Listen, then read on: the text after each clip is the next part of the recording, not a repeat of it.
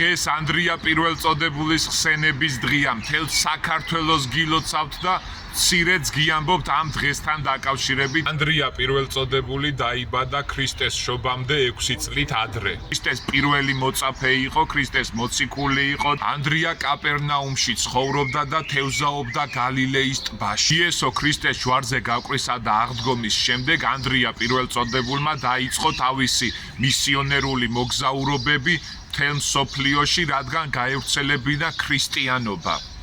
მოციქული თავიდან ქადაგებდა იუდეას სამარიაში, შემდგომ ღაზაში, შემდგომ პალესტინის ქალაქ ლიდაში, სადაც შემდგომ რამდენიმე წლის შემდეგ მოწამეობრივად აღესრულა წმინდა გიორგი.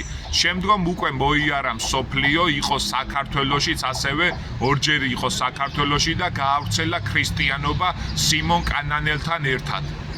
თავიდან დიდაჭარაში შემოვიდა, შემდგომ კი მთელ საქართველოში იქადაგა ქრისტიანობა. მას ხელთ ჰქონდა ღვთისმშობლის მიერ ბოძებული ყოვლადწმინდა ღვთისმშობლის ხატი. იყო კაბადოკიაში, იყო პონტოს სამეფოში, იყო ანტიოქიაში. ღვთისმშობლის მიძინების მეორე დღეს დაგეგმა თავისი ბოლო მოგზაურობა. წმინდა ანდრია პირველწოდებულმა თავისი ბოლო მოგზაურობა დაგეგმა ქალაქ პატრაში, საბერძნეთში, სადაც მკურნავდა უამრავ დასნეულებულს, დაავადებულს, გაჭირვებულებს ეხმარებოდა, ხელს უწყობდა და ქრისტეს რჯულზე მოაქცია ძალიან ბევრი ადამიანი.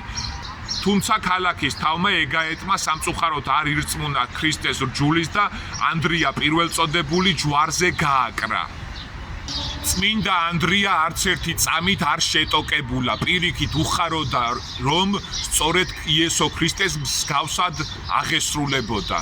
ჯვარზე გაკრული სიკვდილის წინ ლოცავდა მის ირგვლივ შეკრებილ მორწმუნეებს და ასე ლოცვით მიაბარა თავისი ნეტარი სული უფალს. 12 მაისს წმინდა ანდრია პირველწოდებულის საქართველოში შემოსვლის დღე აღინიშნება, ხოლო 13 დეკემბერი კი წმინდა ანდრიას გარდაცვალების დღეა. ეს მოხდა 62 წელს. დიდება უფალს წმინდა ანდრია პირველწოდებულის მადლი და ძალა გფარავდეთ მთელ საქართველოს, ყველას, თითოეულ ჩვენთაგანს. წმინდა ანდრია პირველწოდებული იყოს ჩვენი სიკეთის, სიყვარულის, რწმენის და რაც თავარია ერთიანობის სათავე და ლიდერი.